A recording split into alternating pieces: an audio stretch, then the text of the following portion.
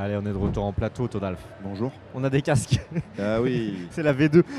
C'est la deuxième fois où on tente le coup, on se dit on met pas de casque, tout va bien se passer, on va s'entendre. Et en fait, non, on est à littéralement 1m50, mais ça va très vite pour qu'on ne s'entende plus. Bah, en fait, sans enceinte de retour, j'avoue que c'est un peu chaud quand même de s'entendre. Faudrait que quelqu'un investisse dans un centre de retour en fait. Mais on en avait une, mais Oui, je sais pas où elle est partie. on en a une, mais c'est vrai qu'elle prend beaucoup de place. Bah ouais, c'est un peu ça. Il faut toujours faire un choix. C'est-à-dire que soit on emmène cette lampe.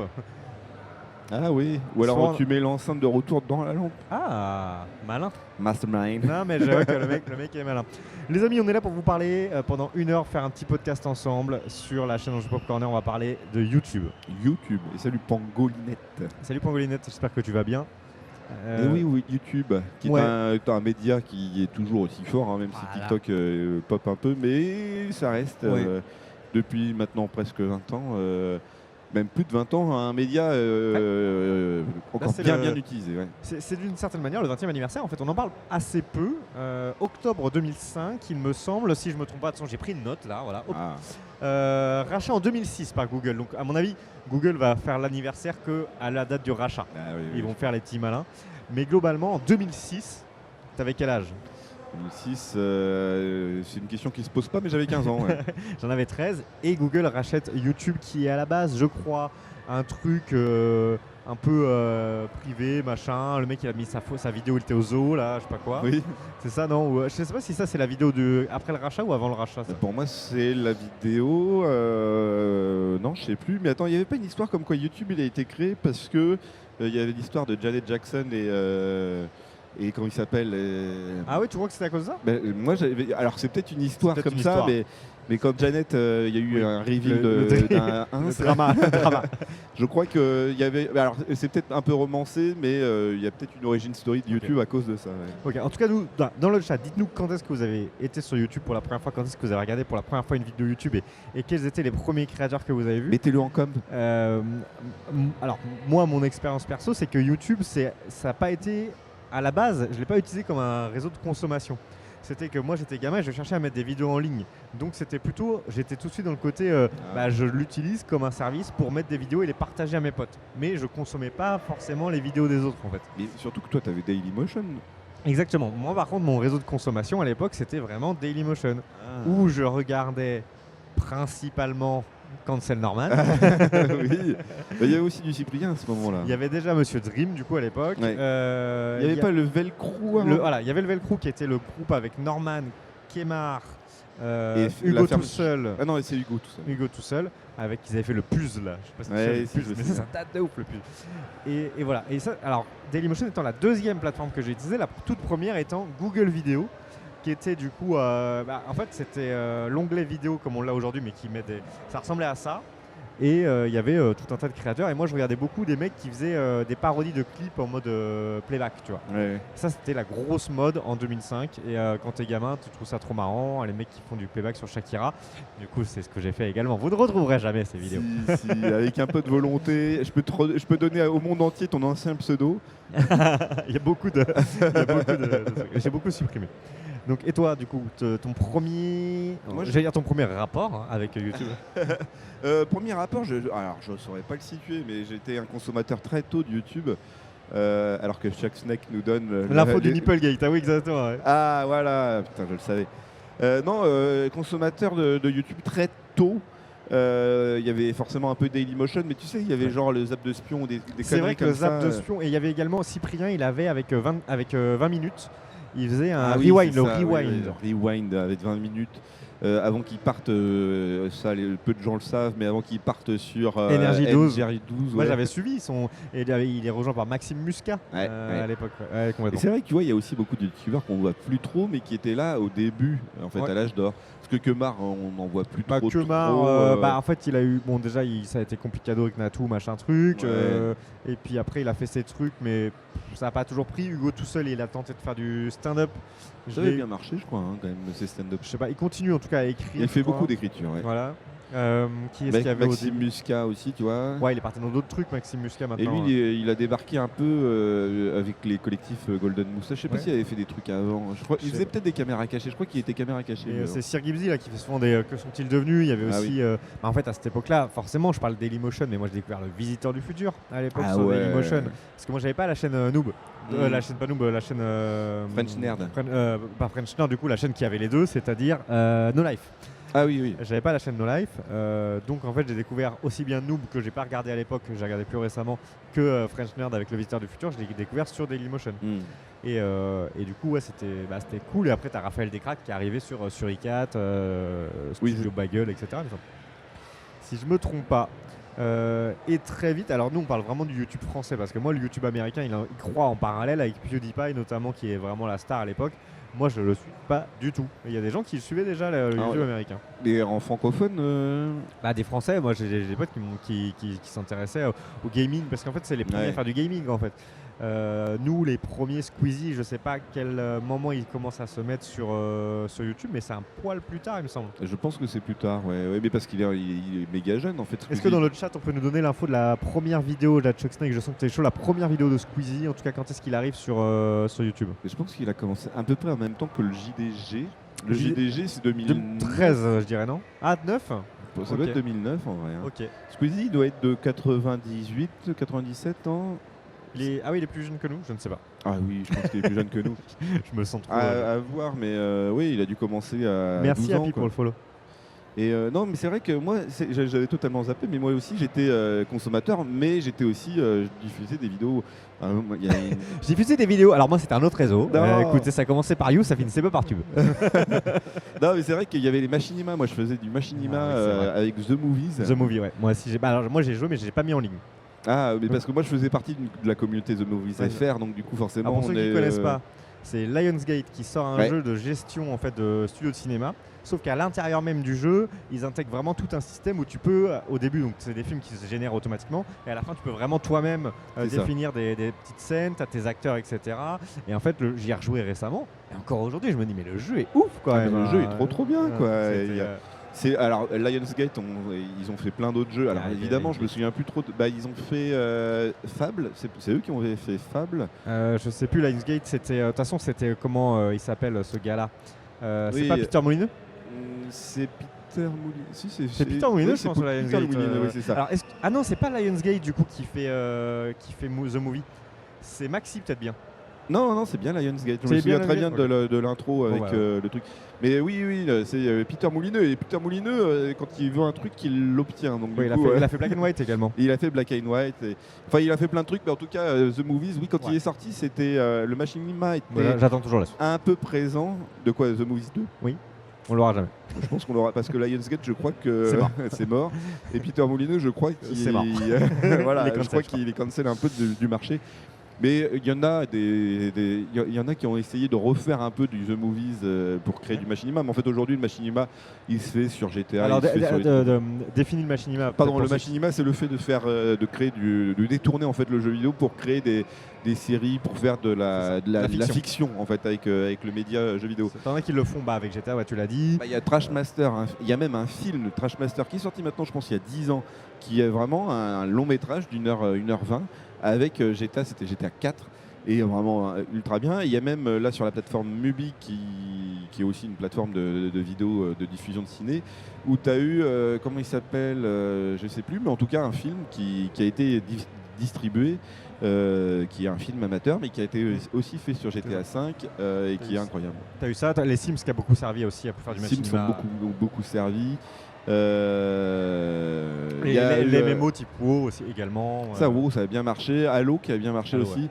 Il y avait la série qui s'appelait Red and Blue, je crois, un truc comme ça, Blue and Red, qui a une série qui a hyper bien marché, qui a une série humoristique et qui est vraiment trop bien. Puis en fait, tu vois aussi qu'il y a j'ai pas mon souvenir et ça m'énerve. Le mec, le truc de Valve, Source 2. Source 2 qui a été Valve, aussi... Half-Life. C'est pas Half-Life, c'est... Counter-Strike. Non, mais il y a un truc. Oh, je donne des mots au hasard. Et puis ça va tomber. Bref, un jeu avec le moteur de Source 2, qui est de Valve, qui a permis aussi pas mal de trucs, qui ont permis de faire pas mal de machinima et de trucs comme ça. Ok. Mais bon, je vais pas m'en souvenir. Pas le jeu. Non, mais Jack va me le donner, je pense. Mais oui, quelqu'un dans le chat va trouver le fameux nom que Todalf est en train de chercher. Et c'est hyper connu en plus, hyper connu. Mais ça, tu vois, il y a des modes. Ça, aujourd'hui, on parle des trends TikTok comme si c'était un nouveau truc. Mais non, en fait, il y avait ce côté un peu sur YouTube. C'était plus des niches. T'avais le machinima. Après, t'as le YouTube Poop. YouTube Poop, on est quoi dans les années 2010 aussi Je pense que c'est ça, c'est 2010. Ouais. Donc là, en fait, on prend ça joue vraiment sur le montage. On prend une vidéo qui peut paraître tout à fait banale, émission de télé, machin, et on va en faire un montage complètement déjanté avec de la musique, avec des répétitions. Et ça va devenir très très drôle. Et ça, on en voit plein à un moment.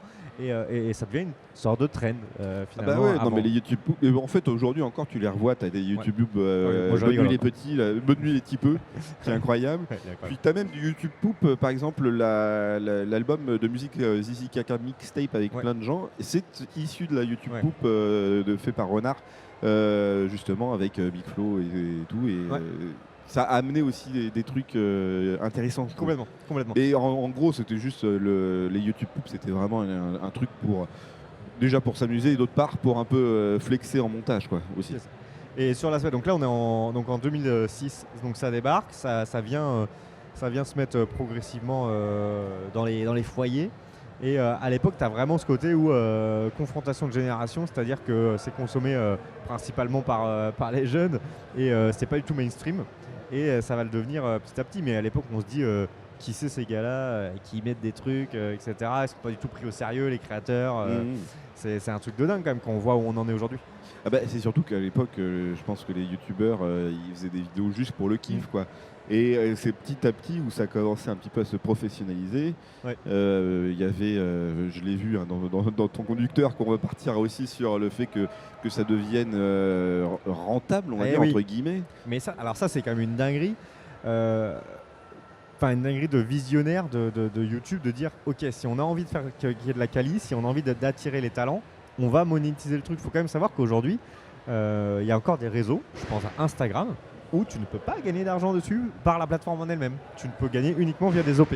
C'est-à-dire que la plateforme ne te rémunère pas. TikTok rémunère un peu, apparemment c'est caca, mais j'ai pas plus d'infos que ça. YouTube, honnêtement, même si vous avez si vous entendez des youtubeurs dire ouais, YouTube ça rémunère rien, nous on a un peu le côté envers du décor, on a la chaîne qui est monétisée. Honnêtement, c'est pas pour le type de contenu, c'est pas rien, quoi. Enfin, il y a des gens qui arrivent. Moi je connais, on avait discuté ça avec Adam Bross. Je lui ai posé la question, lui qui a une chaîne, je sais plus à combien, peut-être un peu en dessous des 200 000 abonnés, qui fait aucune collab. Je lui demandais est-ce que tu arrives quand même, il arrivait à en vivoter quand même avec juste le AdSense de Google. Donc c'est pas zéro. C'est pas zéro, mais je pense que c'est aussi la comparaison avec les OP. C'est-à-dire que les OP, c'est la folie. Mais c'est ça. Mais en fait, il y a une vraie distinction entre vivre de YouTube et produire sur YouTube aussi. C'est-à-dire que vivre, oui, forcément, si tu as un SMIC, tu es content. Mais on parle de ça. Et après derrière, si tu veux produire d'autres vidéos comme ce que fait par exemple Amixem ou Squeezie, forcément tu as une boîte à alimenter et pas juste une personne. Donc forcément ça change. C'est ça. Sachant que YouTube est quand même parti avec ce fonctionnement-là et a réussi à assez rapidement être rentable avec un bon modèle de publicité, là où d'autres plateformes se sont tout de suite lancées sur le côté il va y avoir un système de rémunération, etc. Je pense à Twitch, mais qui n'est pas rentable. Alors là, c'est pour des raisons peut-être aussi d'architecture, c'est parce que ça consomme énormément la bande passante, plus que du stockage. Finalement, de stocker de la vidéo et la faire lire, c'est beaucoup moins cher que diffuser de la vidéo en temps réel. Et du coup, c'est un peu plus compliqué. Après, derrière, Twitch a été racheté par Amazon. Et en fait, Amazon, aujourd'hui, sa rentabilité, elle ne se fait pas sur le marché, elle se fait sur leur réseau de serveurs AWS. Donc forcément, là, en termes d'archi, Amazon et Twitch, ils s'en battent un peu les couilles, mais ils maîtrisent. Et du coup, bon, c'est tout beau, tout gentil, ça, de 2005 à 2015 à peu près. Donc on a l'arrivée, voilà, on a parlé JDG, Kevin Tran également, Rire Jaune qui arrive à ce moment-là. Et surtout qu'en fait, à cette époque-là, pendant cette période bénie des dieux, bénie de YouTube, il y a aussi beaucoup de créateurs qui sont un peu dégagés du côté humoristique, qui ont fait vraiment de la science, de la vulgarisation, des trucs comme ça, et ça a popé. Et en fait, ces gens-là, comme Nota Bene par exemple, qu'on a interviewé, bon, bref. Voilà, ils ont réussi à proposer du contenu qui attire sans être forcément du contenu humoristique, même s'ils rajoutent une petite touche et puis la vulgarisation aussi. Ça se fait un peu sur la légèreté de la conversation et des trucs comme ça. C'est marrant que tu parles de ça parce que la vulgarisation commence à arriver, mais commence à arriver sans que ça soit vraiment reconnu, tu vois. On n'incite pas vraiment, alors qu'aujourd'hui, on fait un parallèle tout de suite avec aujourd'hui, mais moi en 2011, je passe le bac et j'ai raconté ça l'autre fois, j'ai des difficultés sur un sujet qui est les nombres. Comment on appelle ça? Les nombres irréels. Les nombres irréels. Irréels? Mais ils existent pourtant. Ouais, mais t'as pas vu ça? Je sais plus ce que t'as fait toi comme. Mais bon, bref, un truc que je comprenais que dalle. Ouais. Et moi, à l'époque, mon réflexe, justement, je suis déjà dans ce réflexe, je cherche sur YouTube. Et il n'y a rien. Rien. À part les Indiens qui te disent Hello everyone. Non, mais même pas. À l'époque, même pas. Parce que déjà, je faisais pas ma recherche en anglais. Aujourd'hui, j'ai retapé, en fait, pour comparer. T'as un max de mecs qui te vulgarisent le truc, c'est la folie, t'expliques tout, tu comprends direct. Et ça, c'est une chance, mais de malade en fait. Ce contenu vulgarisé qui t'apprend des choses. Alors, faut faire attention, faut faire le tri. Des fois, on raconte des conneries, mais c'est quand même hyper cool, quoi. Et en effet, donc, dans les années 2010, c'est l'arrivée des premiers avec Nota Bene. Il pensait qu'il y a quand même bien mis un truc. Ouais. Et il y a Nozman aussi qui a été hyper important. Ça va être un des plus gros jusqu'à aujourd'hui encore. Qui est vraiment resté là-dedans. Après, un petit peu, en fait, à Poisson Fécond, des gens comme ça qui vont arriver. C'est ça. Il y en a un qui est cancel aussi. C'est Dirty Biology. Alors, il y a Dirty Biology. C'est vrai qu'il était assez tôt. Et Experiment Boy, non, c'est pas ça là? Il y en a plusieurs qui sont cancel là. Ouais, non, c'est cancel aussi. Aujourd'hui, il faut faire un tableau pratiquement. Non, mais tu vois, Dirty Biology, si on reprend l'exemple de Dirty Biology, lui, il faisait des trucs un peu vraiment bien stylés. C'est surtout qu'en fait, sa notoriété, à un moment donné, lui a permis de collaborer aussi avec Arte sur la chaîne Vortex, qui a été hyper intéressant aussi parce que c'était un regroupement de vulgarisateurs et ils ont fait du vrai bon contenu. Et c'est marrant d'ailleurs parce que Arte, qui avait cette image un petit peu de chaîne pour les vieux, etc., grâce à son acceptation très tôt du monde de YouTube, etc., c'est devenu, d'ailleurs aujourd'hui la chaîne YouTube d'Arte elle est excellente, c'est devenu, ils ont fait un renversement de situation et aujourd'hui tu parles à la plupart des gars de notre âge, pour la trentaine, ils vont dire mais Arte ils font du super contenu en fait, et on n'a plus du tout l'image de la chaîne vieillotte, c'est à l'inverse, on sait que c'est du bon contenu, bien documenté et on est très content de le regarder et de le partager, alors qu'il y a encore 15 ans on aurait dit Arte c'est un truc, c'est quoi, c'est franco-allemand chelou, bizarre. Forcément, on a de la tendance contemporaine. Non, je me souviens que Arte c'était assez exceptionnel parce que c'était l'une des premières chaînes télé qui avait diffusé du machinima, alors que je faisais partie de cette communauté-là et je me suis dit incroyable. Waouh, putain, c'est trop cool. Ils y allaient, complètement. Mais c'est comme, tu vois, en fait, il y a beaucoup de, on va dire, des mécènes, en fait, des mécènes qui sont soit des médias, soit des musées ou des trucs comme ça, qui ont pris vachement au sérieux tout de suite la culture pop comme une vraie culture importante, que ce soit au travers du cinéma, que ce soit au travers de la musique ou que ce soit au travers même du jeu vidéo, qui est aujourd'hui encore un peu de mal à être reconnu comme de l'art, parce que, bon, forcément, tu as des trucs genre FIFA qui sont plus du divertissement que de l'art, mais en fait, tu as plein d'autres trucs qui pop et qui trouvent son intérêt, je trouve, dans l'art. Quand je joue à FIFA, moi, c'est de l'art abstrait. Ouais, non, mais c'est ça. Mais Arte, ouais, franchement, ils sont assez. C'est vrai que le jeu vidéo, c'est un média qui mélange tellement de technicité et de disciplines différentes que c'est impossible de le classer. Tu as des jeux qui, sans aucune hésitation, Flower, c'est là. C'est marrant que tu prêtes Flower, qui est pas forcément le plus connu, mais oui. Oui, non, mais parce que pour moi, c'est tout de suite un jeu expérimental, un peu, tu vois, Spirit of the North, ce type de jeu, bon, on est vraiment dans le côté purement artistique. Bonjour. Oui, en effet, tu parles de FIFA, on est plus dans le divertissement, mais un FPS à la Call of Duty. Oui, mais en fait, dans n'importe quel art, tu as du divertissement, en fait. Même dans le cinéma, Avenger, on va pas te dire que c'est de l'art non plus, quoi.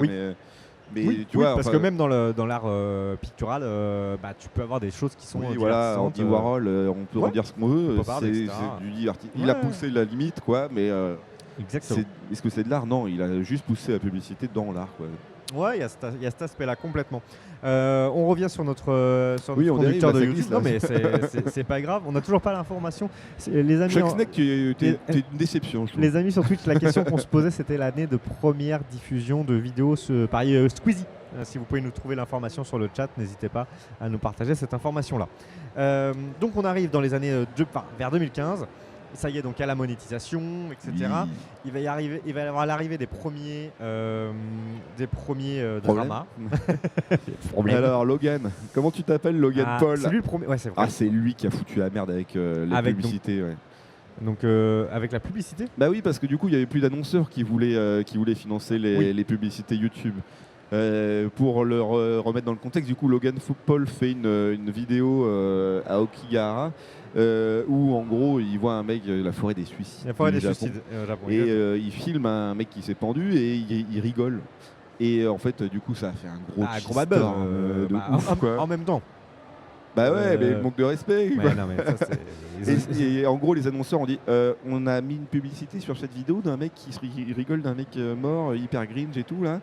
On arrête. Oui. Et en fait, on arrête et tout le monde a arrêté. Ça a été côté américain et après derrière, c'est arrivé en Europe. Du coup, on a perdu. YouTube a perdu la confiance des annonceurs et du coup, ça a foutu une merde, mon gars. Donc il y a eu deux aspects. Donc perte de confiance des annonceurs. Donc les créateurs vont aussi commencer à se dire. Comment je vais pouvoir collaborer d'une autre manière? On va voir arriver les premières collabs. Alors nous en France, c'est simple, on a été noyé à un moment avec du Fanta, du Orangina, des choses comme ça. Rhino Shield assez vite, je dirais 2017 ouais, par là. 2016-2017. La Redbox c'était du Rhino Shield à 100% pratiquement. Donc on va y venir après. Donc il y avait cet aspect-là. Et YouTube, pareil, dans sa manière de rémunérer, il faut savoir que jusqu'à très tard, il rémunérait par rapport aux vues. Mais la vue, elle n'avait pas de valeur plus que ça. Et c'est là qu'on va arriver le fameux mot-clé de watch time. Le fameux watch time où du coup les créateurs vont devoir penser leurs vidéos complètement différentes, c'est-à-dire te teaser un truc pour te faire rester le plus longtemps possible parce que c'est ce qui va les rémunérer. C'est pas que tu regardes la vidéo 30 secondes, c'est vraiment que tu restes jusqu'au bout le plus longtemps possible.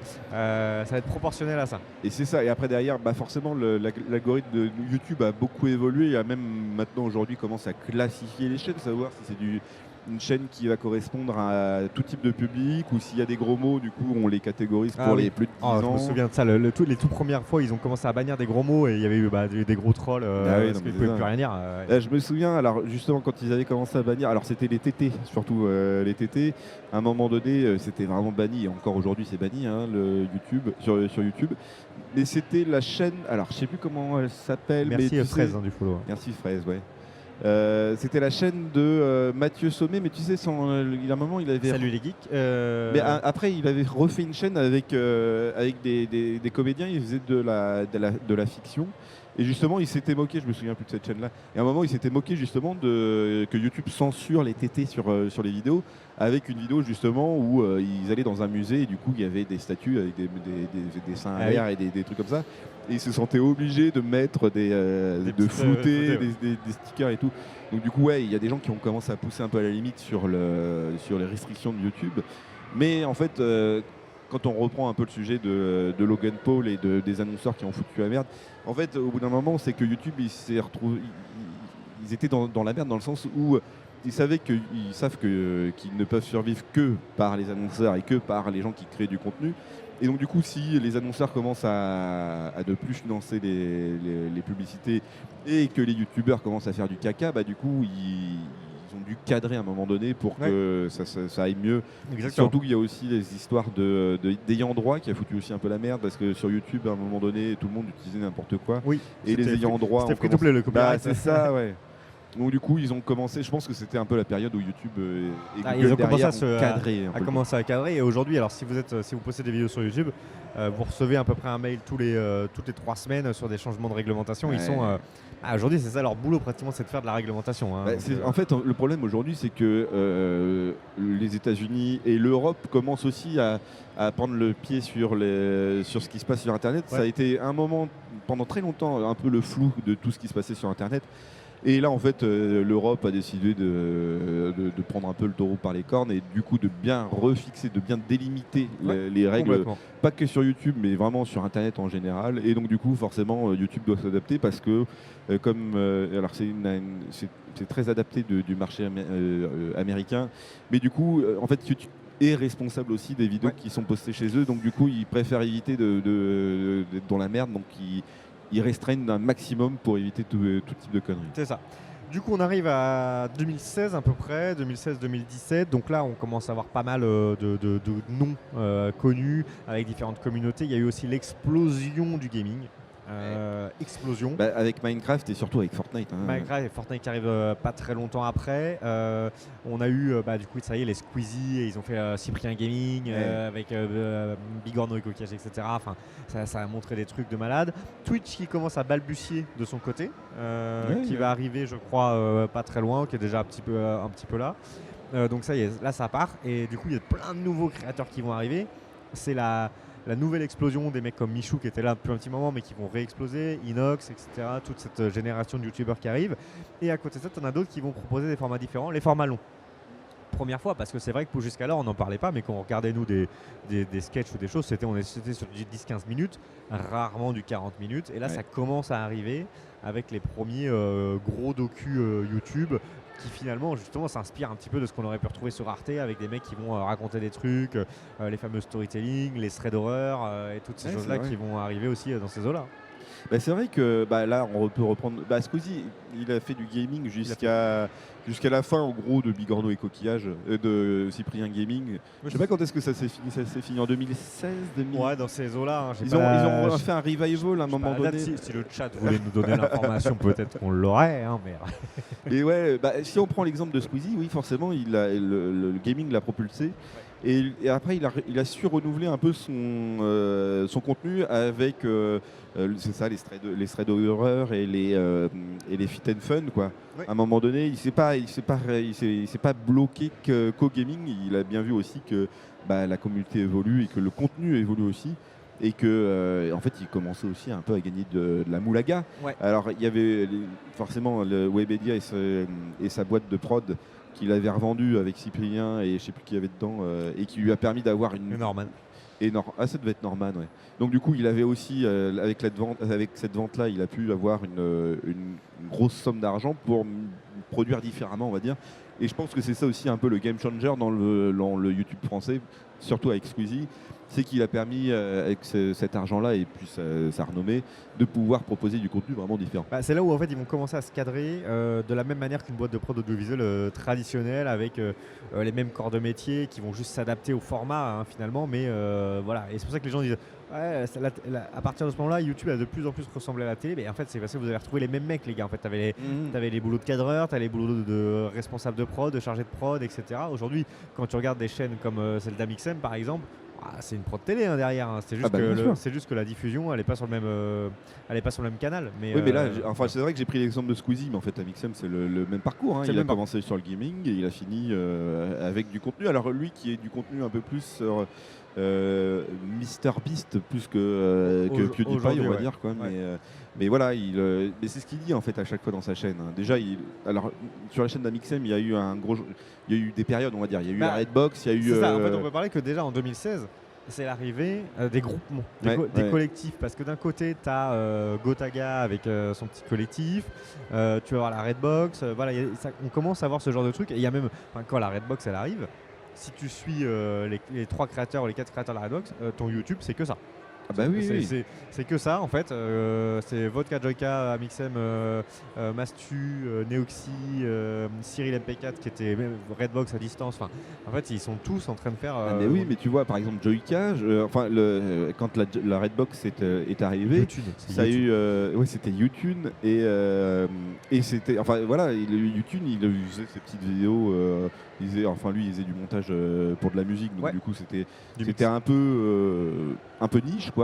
Mais en fait, la Redbox et surtout le soutien d'Amixem a été vraiment un gros propulseur pour plein de chaînes. Parce que Mastu, Joyka et tout, c'était pas des si gros chiffres que ça. Mastu, c'était 0 chiffre. C'est ça, ouais. C'était un tout petit. Mais c'est ça qui était bien aussi avec la Redbox. Et en fait, c'est le fait de réunir une équipe technique pour différents créateurs. Parce que forcément, quand tu fais une vidéo, tu as besoin d'un monteur, mais tu n'es pas en flux tendu tout le temps non plus. Après, derrière, le niveau d'exigence, il a beaucoup évolué avec le temps. C'est-à-dire que tu pouvais avoir du petit montage en 2010-2015. Puis là, petit à petit, tu vois, tu as besoin de... Alors, ça c'est une vraie question. C'est-à-dire qu'aujourd'hui, c'est de plus en plus difficile de percer sur YouTube. D'un autre côté, t'as qui disent, mais pour faire une vidéo YouTube, tu as besoin... les gars en parlaient, Amine, tout à l'heure, tu as besoin juste d'un téléphone et de filmer. Alors, ça, je suis assez d'accord peut-être pour TikTok, mais si tu te contentes juste de faire une vidéo comme ça, ta vidéo sur YouTube, elle fera rien parce qu'en fait, les gens... se sont adaptés à un standard. C'est-à-dire que le standard de YouTube, quand ça a commencé, c'était la vidéo filmée à la webcam dans ta chambre. Aujourd'hui, le standard, il est haut, quoi. Et même les youtubeurs, ils se mettent une pression eux-mêmes. C'est-à-dire qu'avec l'arrivée, et d'ailleurs, c'est dans ces années-là, hein, on va dire, un tout petit peu avant le Covid et surtout en sortie de Covid, les événements. C'est-à-dire les trucs, les gros trucs qui vont regrouper des dizaines. Donc ça commence aussi sur Twitch, il y a les premiers The Events qui arrivent. Tu vas avoir les événements comme ça qui vont regrouper un max de monde. Et là, ça va être du costaud. Et ils mettent la barre tellement haute qu'à chaque fois, ils ont du mal parce qu'ils se disent ok, est-ce que je vais passer au-dessus? Je sais pas. Et typiquement, même encore aujourd'hui, là, je fais une digression. Squeezie qui sort Terminal, qui est la vidéo la plus chère de sa chaîne. Derrière, il sort une vidéo plus classique où ils ouvrent des portes. Et dans les commentaires, tu recherches en bas parce qu'il faut les trouver. Il y a des mecs qui disent par rapport à Terminal, c'est de la merde. Mais mec, c'est normal. Enfin, bah oui, non, mais c'est sûr. Il peut pas produire toujours en fait une vidéo qui coûte ce prix-là. Enfin, et en fait, les gens ils ont des attentes complètement incroyables maintenant. Bah alors que c'est marrant parce que forcément c'est une question d'argent généralement. Je suis pas bien sûr que les gens. Oui, j'ai vu que donc YouTube c'est mai 2008. Bon, j'étais pas loin. Mai 2008 pour sa première chaîne, pour sa première vidéo. Vachement tôt. Bah, en fait, est-ce qu'il est sorti plus tôt que JDG? JDG c'est 2009. Putain merde, je sais même plus. Après, c'est Pangolinette nous dit donc 2011 pour le côté vraiment Squeezie, etc. Ok. Mais c'est vrai que. Et à l'époque, il va streamer avec des gars qui ont complètement disparu de la circulation depuis. Mais d'ailleurs, on en parlait avec Tartin, qui à l'époque, Tartin qui est un peu moins connu que Squeezie, hein, quand même s'il est assez connu, qui streamait avec Squeezie à l'époque. C'est trop marrant. Et merci beaucoup, Pangolinette, d'avoir fait ce travail de recherche. Et qu'est-ce que je disais? Oui, les événements, c'est hyper important. Alors, je ne sais pas si c'est vraiment le game changer aujourd'hui, mais c'est plus, Alors, pour moi, il y a deux vrais game changers aujourd'hui pour sortir un peu du lot dans le YouTube game français. C'est pour moi le montage qui va être essentiel. Tu regardes Squeezie. Encore une fois, je prends Squeezie parce que c'est l'exemple type, mais Amixem il en fait moins par exemple. Mais Squeezie, même Joyka, remarque, c'est beaucoup le montage, tout s'enchaîne très vite, il n'y a pas de moment de pause, tout est vraiment calé au poil de cul. Il veut pas te laisser respirer. Bah, non, mais c'est ça. Et alors c'est pas non plus les clics qui te bougent devant les yeux, c'est tout ça, c'est bien réfléchi et puis c'est toujours aussi un truc qui va amener au comique ou qui va amener à une compréhension de la vidéo ou de la blague. Complètement. Et oui, forcément, c'est le type de contenu. Là, Squeezie, alors à chaque fois qu'il sort un truc, c'est un truc de malade. Ouais, c'est vrai. Mais même du contenu type qui est le menteur, là, comment ça s'appelle? Non, qui est l'imposteur. C'est un truc à la con, tu vois. T'as une table et deux gens connus. Et puis... Sur le papier, les concepts. Alors déjà, c'est des concepts qui, pour la plupart, en fait, sont très inspirés ou viennent d'une inspiration beaucoup des late shows américains. C'est-à-dire que les late shows américains, ils ont inventé ces concepts-là un peu avec des comédiens d'impro souvent qui viennent et les invités jouent avec ces comédiens d'impro là. On voit de plus en plus ça. Hein. Aujourd'hui, les très bonnes vidéos très bien produites, en fait, il y a des comédiens qui participent et dans les imposteurs, c'est pas que des comédiens, il y a des randoms et il y a un vrai mec. Mais c'est ça en fait. C'est aujourd'hui c'est du théâtre quoi. C'est du théâtre. Bah ouais, non mais après derrière, mais en fait c'est très. Je pense que les imposteurs, par exemple, ça a été, ça a beaucoup été, ça a été possible, je pense, un peu grâce à McFly et Carlito aussi, justement avec l'aspect fit and fun et surtout de prendre au sérieux les youtubeurs, que les personnalités connues, que ce soit des acteurs ou des trucs comme ça, prennent sérieusement les youtubeurs comme quelque chose de sérieux et un peu un bon tremplin, que ce soit sur de la promo ou même que ce soit sur du contenu basique, on va dire. Je pense que sur le YouTube français, c'est important de citer McFly et Carlito sur le côté où en fait ils ont mis un coup d'accélérateur, un coup de pied dans la fourmilière. C'est-à-dire que les mecs sont sortis où ils étaient des acteurs secondaires du Golden Show, du Suricat ou du Golden Moustache. Ça doit être Golden Moustache. Un des groupements. Oui, enfin même avant ça. Enfin, ils étaient aussi animateurs radio, hein, bien sûr. Animateurs radio, ils avaient aussi le Big Show. C'est ça, ils avaient le Big Show.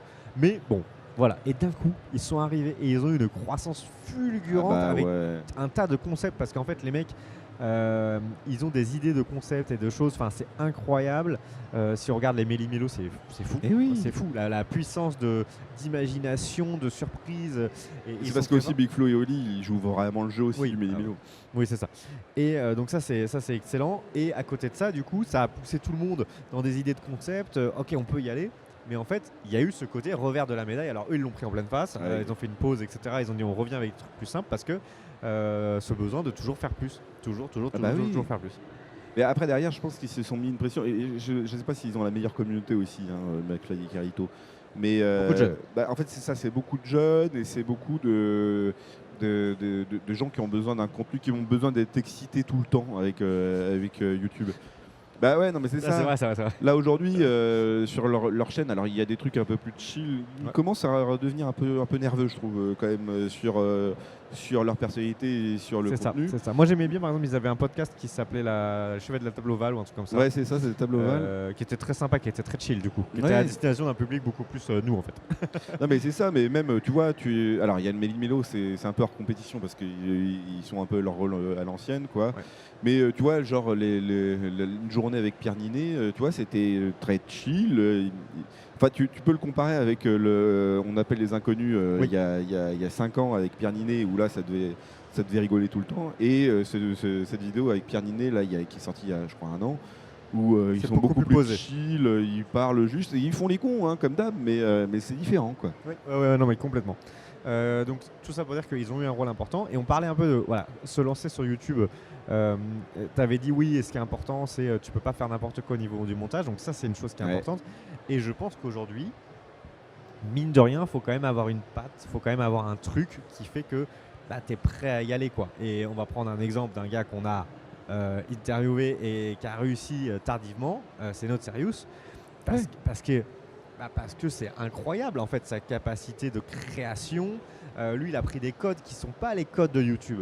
Et c'est-à-dire dans ses vidéos, donc ceux qui connaissent pas, c'est de la critique de film sur de la vidéo longue de 45 minutes à 1 heure, et avec plein de micro-moments qui sont des petits sketchs inspirés des nuls, des inconnus, etc.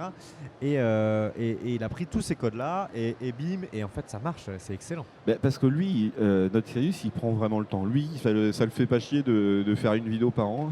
Mais il fait une vidéo par an ou deux, et surtout il peut passer 3 heures pour 3 secondes dans sa vidéo, parce que ça va juste être le petit moment qui fait la diff. C'est un vrai perfectionniste en vrai, Not Serious.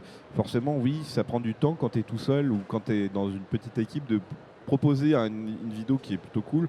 Moi, j'avais aussi comme exemple Potatoes. Alors, il fait pas l'unanimité, mais Potatoes en termes de montage, quand il avait fait sa dernière vidéo sur Eminem, où il le disait hein, que ça lui avait pris beaucoup de temps. Bon, il est parti sur Twitch maintenant, mais ça lui avait pris beaucoup de temps. Mais tu vois, 40 minutes de ultra montée sur la vie d'Eminem.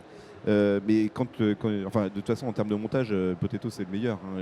Très très fort. Il est hyper. En fait, je pense qu'il a repris les codes des YouTube. Exactement. C'est exactement ce que j'allais te dire. Et il arrive à faire un truc qui est parfait. Et il n'y a vraiment aucun moment de silence et tout. Et voilà. Donc du coup, lui, il a son idée, il a son identité comme ça. Et il arrive à très bien s'en sortir. Et aujourd'hui, tu vois, Potatoes, il a peut-être sorti une vingtaine, trentaine de vidéos. Il continue à être vu. Voilà. Chaque année, tu vas et vous regardez les chiffres en dessous et ils ont augmenté. Ça continue à être vu énormément. Par contre, c'est vrai que il est parti sur Twitch et du coup, on pense qu'il reviendra pas forcément sur YouTube. J'ai vu que Not Serious était parti un petit peu beaucoup sur Twitch en ce moment. J'espère qu'il va continuer à faire des vidéos quand même. Continue tes vidéos parce que, mais oui, forcément, Twitch, quand tu fonctionnes bien. C'est plus rentable.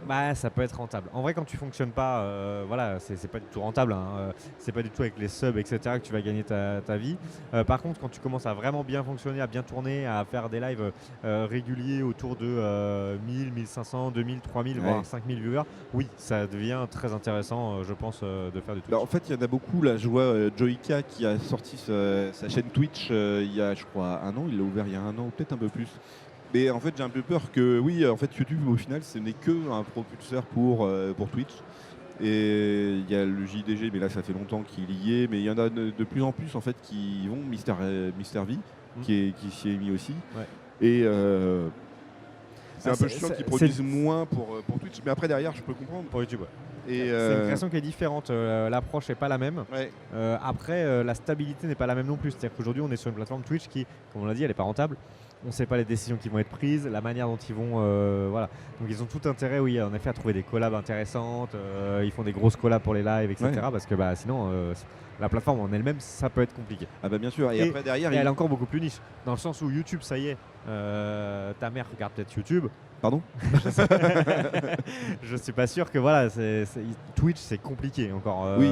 C'est pas mainstream. Il y a encore une image très très jeu vidéo. Ah bah oui, c'est sûr. Et en fait, le truc c'est que ça matche bien en fait Twitch pour créer après derrière du contenu YouTube. Je prends l'exemple d'Anime. Anime, il fait beaucoup de Twitch et il fait beaucoup de contenu. Je crois même pas que ce soit un vrai YouTuber à la base. C'était plutôt un TikToker. Mais en fait, tu vois son TikTok il marche trop bien, son Twitch il marche trop bien.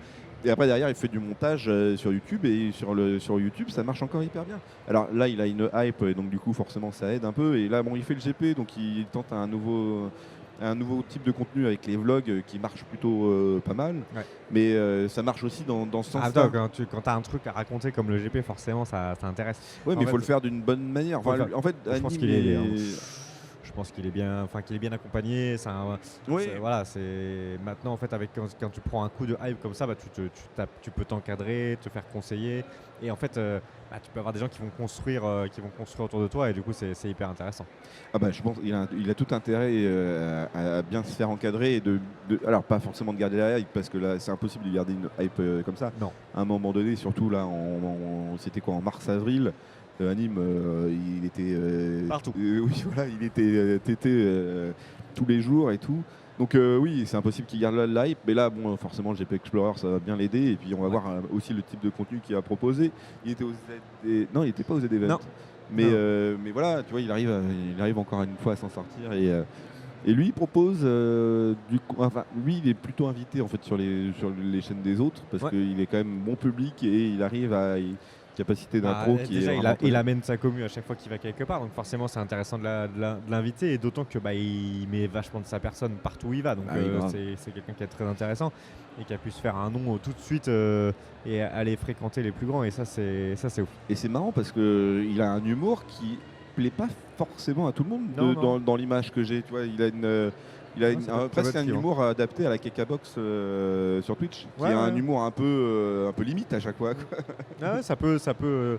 Après voilà, il faut un créateur, il y en a d'autres qui montent et qui descendent également. On verra un peu comment fonctionne. Alors c'est vrai qu'on n'est pas revenu dans les années. Alors pareil, c'est un peu le post-Covid, voire peut-être à partir de 2022, le tout début des formats courts jusqu'à l'explosion. Et aujourd'hui, on est. Alors j'écoutais hier des podcasts qui parlent un petit peu le fait que là il y a toujours autant de contenus qui sont publiés, mais il y a beaucoup plus de lassitude chez le viewer, qui en fait beaucoup de gens se rendent compte que le contenu court finalement en fait ça va, mais je vais aller me ressourcer sur du contenu long où je vais apprendre des choses, etc.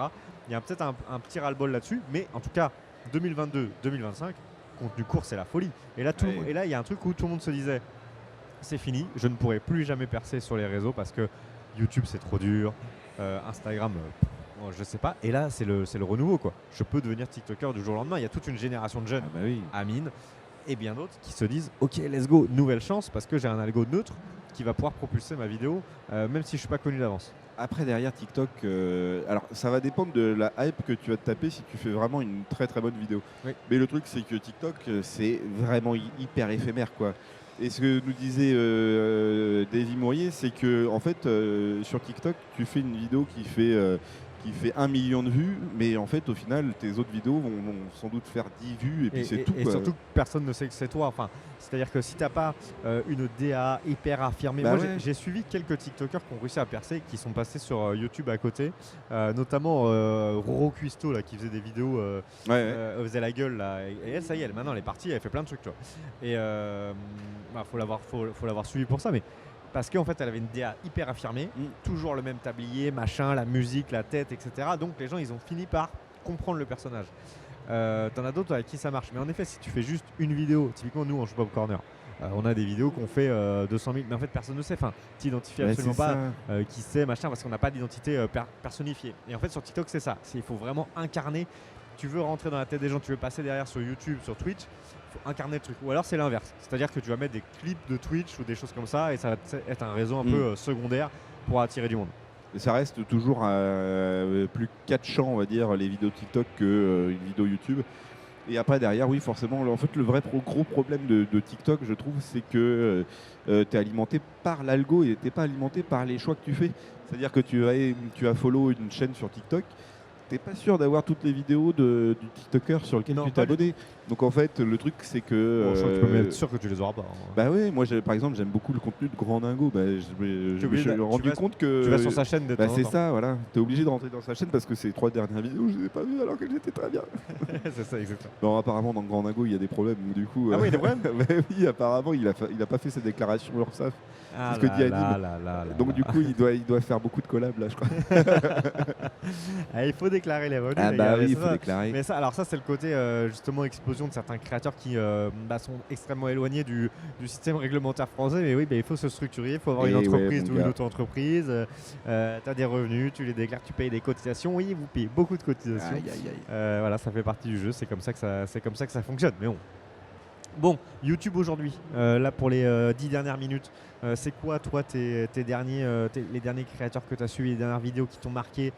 Qu'est-ce que tu kiffes, qu'est-ce que tu suis, qu'est-ce que tu as envie de voir peut-être? Ce que je kiffe là pour l'instant, c'est beaucoup les vidéos Squeezie, Amixem, ils font vraiment du très bon contenu. Alors, c'est sur l'entertainment. Bah, c'est ça, c'est plus l'entertainment. Mainstream. Il y a beaucoup de vidéos que j'aime bien aussi sur les mecs qui sont posés, qui prennent le temps, comme par exemple The Great Review, qui je sais pas quand est-ce qu'il a créé sa chaîne, mais je trouve que c'est assez chill ce qu'il propose. C'est des études sur des sujets qui t'intéressent ou qui t'intéressent pas, mais du coup tu es quand même hyper intéressé par ce qu'il fait. Alors il a une voix très chill, j'avoue. Et après derrière, finalement l'algo de YouTube est pas si mauvais que ça, je trouve. Il recommence à recommander des choses. Ouais, c'est ça. À une époque où tu pouvais jamais voir une vidéo qui fait 100 vues sur ton feed, aujourd'hui tu peux. Ouais. Et en fait, je trouve que c'est pas mal foutu et je tombe sur des vidéos ou des chaînes qui sont plutôt intéressantes. Et en fait, là, je sais pas ce qui m'arrive, mais en ce moment, je me remate des vieilles vidéos, mais pas des vieilles vidéos genre d'il y a 20 ans, mais des vidéos d'il y a 10 ans. Il y avait une chaîne, par exemple, qui n'était pas très connue. C'était à un moment donné, comment il s'appelle? C'était Antox Colaboy, à un moment sur Twitch, qui proposait une émission tous les lundis. Il y avait un YouTuber qui se présentait, qui montrait la chaîne, et Antox Colaboy disait si c'était bien ou pas.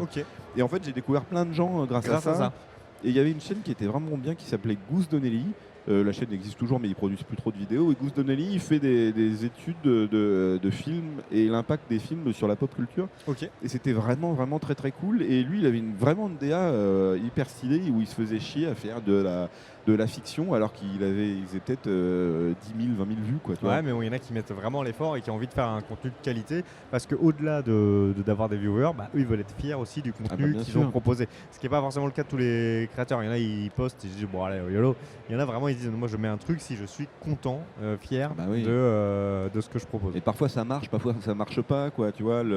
Goose Donnelly, par exemple, ça n'a pas trop marché, même si le contenu est intéressant, mais tu vois, Not Serious, lui aussi, il prend du temps, mais voilà, ça marche plutôt bien. Il y a aussi beaucoup comment ça s'appelle, Nexus 6 qui marche bien, et surtout la chaîne de leur monteur qui s'appelle Rio. Il m'a perdu.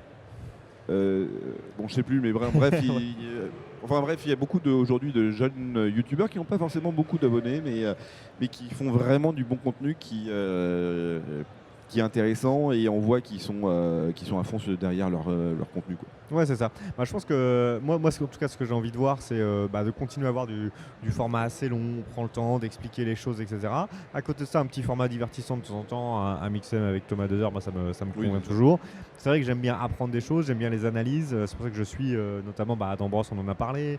Voilà, ce type d'analyse. Il y a aussi, vous avez le droit dans d'autres, un autre genre, tu vois, qui va analyser des sujets de société qui sont très intéressants. Et c'est pour ça qu'aujourd'hui on peut apprendre plein de choses en fonction des domaines qui peuvent nous intéresser. Et c'est ça. Il y a toujours une chaîne qui va nous plaire. Bah, moi, il y a une chaîne, alors justement, sur un sujet qui m'intéresse pas forcément beaucoup, et surtout qu'il a bien géré sa carrière alors qu'il a eu un gros événement hyper perturbateur, c'est Sylvain Live. Sylvain Lévy, du coup, de Villebroquin. Ouais. Il a le Cheestorm du coup, de la chaîne Villebroquin, et je trouve qu'aujourd'hui, alors c'est une continuité de Villebroquin, donc du coup, et en fait, finalement, il s'en sort très très bien parce que c'était au final, de ce que je comprends, de ce que je vois, c'était lui qui était un peu l'essence même de Villebroquin à la base. Surtout des concepts. Surtout des concepts. Et en fait, aujourd'hui, il arrive à proposer du contenu, alors toujours même dans le même délire de Villebrequin, c'est-à-dire faire des expériences à la con avec des voitures, et d'autre part aussi d'expliquer l'histoire de l'automobile. Et je trouve qu'il a son montage, encore une fois, est hyper bien foutu. Il parle très très bien. C'est un très très bon orateur. Et vraiment, quand il fait des vidéos d'explication, je sais pas moi, sur l'histoire de Lamborghini ou des conneries comme ça, je m'en bats les couilles, mais j'écoute et je trouve que c'est un vrai très très bon contenu, quoi. J'écoute. Ah ouais, non mais je m'en bats les couilles de l'automobile, mais je trouve que le montage et l'écriture est suffisamment bien foutu pour que ça sonne. Voilà, c'est ça. Ouais, non mais complètement. Et son humour, et je suis aussi un peu friand de son humour qui marche bien aussi. Et moi, un des formats, en ce moment c'est mon format phare, c'est celui que j'écoute le plus, c'est le format podcast. C'est vrai que celui-là, il marche très très bien. Bon, c'est ça qu'on est en train de faire à l'heure actuelle. Mais ce côté, ils prennent un sujet et on va en parler. Et moi j'ai appris, mais là sur cette année où je me suis vraiment mis à écouter du podcast quotidiennement et à en regarder, mais j'ai appris plein de trucs. Alors j'ai sûrement oublié la moitié des choses que j'ai appris, mais c'est pas grave parce que c'est hyper cool, quoi. T'as un côté satisfaisant à dire j'ai appris ce truc là, ou alors ça me pouvait me poser des questions sur un truc ou sur une idée reçue que je pouvais avoir, et du coup ça va ouvrir. Ça c'est cool de donner la parole à des experts, etc.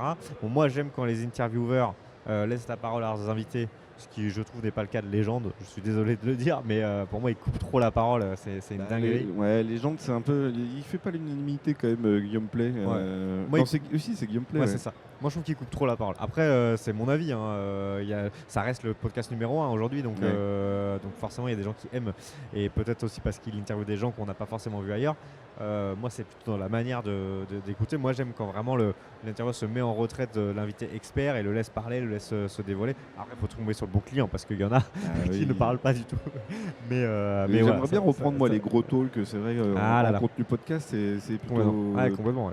Parce qu'on avait fait quand même des vidéos hyper intéressantes avec des sujets, mais on est souvent en avance en fait. on fait des trucs avant que ça soit la mode. On est des génies. Et puis après on dit non mais c'était nul, on le fait plus. Puis en fait après il y a tout le monde qui le fait. Non, on n'a pas dit ça, c'est juste que ça prenait du temps. Ça prenait du temps. Mais voilà, en tout cas une bonne discussion autour de YouTube. N'hésitez pas à nous mettre... ça sent trop le fake, nous dit Chuck Snake. Ouais, c'est ça, moi j'aime pas trop. C'est son montage, quoi. Ouais, son montage et son côté toujours. Alors vas-y, donne-moi des informations. Toi, t'es quoi donne-moi une news, une actu, un truc qu'on va pas remettre en TikTok et faire 15 000 vues avec. Apparemment, en plus, c'est un bâtard, apparemment, Guillaume Play. Ouais, apparemment, c'est un peu chaud, notamment si on en parle avec Pascal le grand frère. Je crois c'est ça, ouais. Et puis le pauvre, comment il s'appelle, le Belge, là Le Belge. Il avait commencé les interviews avec lui. Oui, comment je sais plus, je vois ce que tu veux dire. Ouais, bon, on va pas polémiquer. C'est pas on va polémiquer avec Guillaume Play là. Octogone. Pas du tout. Total, on a parlé de YouTube. N'hésitez pas à nous dire vous aussi dans le chat. YouTube, vous avez commencé quand, vous kiffez quoi, vous regardez quoi, qu'est-ce que vous avez envie de voir. Si vous voulez continuer cette discussion sur Discord, Discord sur Twitch. Vous retrouvez également les liens du Discord dans la description de la vidéo. On a d'ailleurs ou du podcast. On va peut-être le faire en podcast. Peut-être que ça sera en podcast. Vous retrouvez le lien Discord, la communauté en jeu Pop Corner. Sachez que vous pouvez venir discuter de tout et de rien de pop culture, et que quand on reçoit des invités comme par exemple ici à la Paris Manga, Benzaï, Manu Bennett, Anaïs Delva et autres, vous pouvez vous aussi participer en posant vos questions dans le Discord. Et on posera les meilleures, bien sûr, les meilleures questions. Tu préfères le pipi ou le caca? Et tu crois que je vais poser ça à Manu Bennett? Do you like, do you prefer? Ah là là, bon bref. Merci à tous de nous avoir suivis. On va passer sur l'écran de pause et on se retrouve à 13h pour la reprise des lives avec des petits reportages. On coupe le live, rendez-vous à 13h. Ciao.